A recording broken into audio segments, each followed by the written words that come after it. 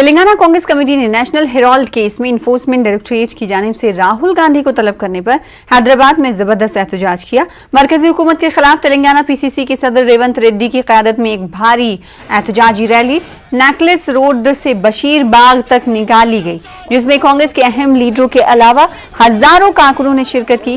Rally Bashir बाग से control room के करीब वाक़े ईडी के दफ्तर पर पहुंची। एहतजाजी सड़क पर बैठ गए, जिसकी वजह से उस इलाके की ट्रैफिक को दूसरी तरफ मोड़ दिया गया। नेकलेस रोड पर मुजस्समा इंदिरा गांधी पर कांग्रेस लीडरों ने एहतजाज किया।